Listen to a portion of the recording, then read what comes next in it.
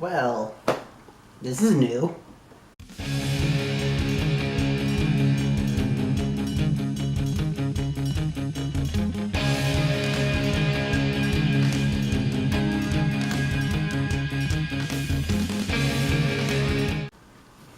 Greetings, geeks and geek girls. It is me. I am back. New position. As you can see, the sun is out, so I can't do my normal backdrop and desk because overexposure is a thing. So you get me standing up, which is weird, and I'm going to be even more awkward with my hands. Also, this review is for something that I didn't expect, and this is just an off-the-cuff, last-minute thing I decided to do, because why not? And what am I here to talk about? Netflix On My Block. Oh boy. I never really covered season 1 because we covered it on Channel Chasers, the show that I do with my friend Mr. J of Mr. J's Reviews. If Future Me will remember, I'll try to link it in the card at the end. And we were going to do season 2, but things came up. So I thought I'd talk about it real quick here. So for those that don't know, On My Block is the story of 4 kids: Jamel, Ruby, Monse, and Cesar. And it's just about their lives growing up in a gang-filled area. One of them, his brother, is like the head. Well, not head, but like a key figure in one of the local gangs. And so season 1 is all about like his journey into like being in the gang, then being not in the gang. And then we got Jamel, whose story is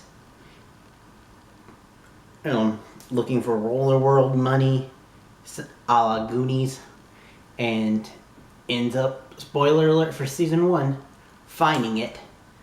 And then Ruby, his story is about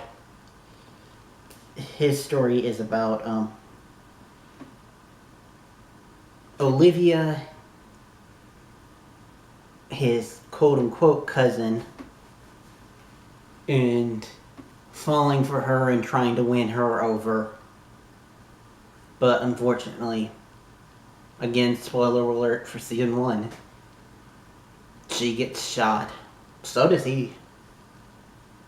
And then we got Monse, and Monse's story was about her mom and finding her mom by accident and learning that she kind of doesn't need her mom, but it's complicated. Then we go into season 2. Now, because this is a whole season, I'm going to be short, and I'm just going to talk about, again, like I did with season 1, the different characters and their stories, and maybe any other little plot things or personal opinions that I want to add on top of that. So, I guess we'll talk about Ruby. We find out that he lived, but he did get shot. But unfortunately, Olivia was killed. Oh yes, by the way, spoiler alert for season 2 now. If you guys haven't seen it, go watch it. It's really good. And then come back and tell me what you think. Comments down below. So, Ruby's story is that he's dealing with being shot and with losing Olivia. It's a combination of grief and PTSD, and it's honestly done like some of the best PTSD I think I've seen on TV. Oh boy, poor little Ruby. But by the end of it, he learns that they need to move on.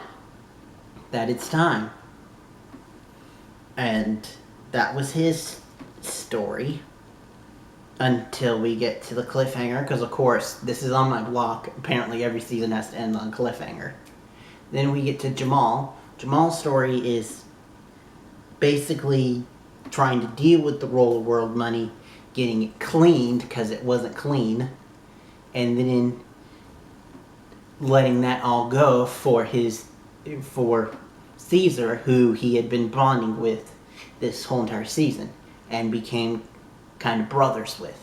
So that was cool to see. And then he started on a new journey of like figuring out what he is without the Roller World, which is clearly going to be his season 3 plot plus whatever that cliffhanger has to deal with. Then Cesar and Monse, their stories are kind of interwoven. Monse, outside of him, she's bonding with her mom, then finding out why her mom really left, and it's very poignant. And it's her even more so learning that she doesn't need her mom, even though her mom now knows who she is and that she exists. And also her story involved, like, at the end, accepting that maybe it's time to move on and go to an all-girls school, because she had been dealing with the grief of losing Olivia, because that was her first girlfriend, her first gal pal, if you will accept that colloquialism. But then also her story is about with Cesar and the inevitable fallout of that. And Cesar's was all about the fallout of nobody wanting him and his friends trying to help him. His friends and girlfriend trying to help him, but the families are like, no, he's toxic, and just, he went around to the ones that finally said okay, and shuffled around from place to place, went to a church, went to a hostel, and finally ended up breaking down in front of his brother, which, oh my god, my heart. And then you think that the brother says no, and then they've got a plan for him to take the money, to take his portion of money and leave. Then Jamal and Ruby come in and say, hey, we're going to use all of our money to buy Cesar back in. And his brother, Spooky, says no. And Oscar, I believe, is his birth name. But anyway, I know him better as Spooky. Sorry if that comes off insensitive. Anyways, Spooky says no, but then we find out, plot twist, big spoiler alert, this was all a plan of Cesar and Oscar. And it's just like, wow. And then we get to the plot twist where things are going back to normal for these guys, and then they all get fucking kidnapped.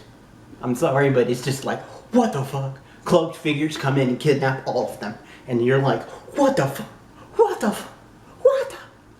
But, and oh my god, we need season 3, please, because I don't know where they're going from here, but I really like it.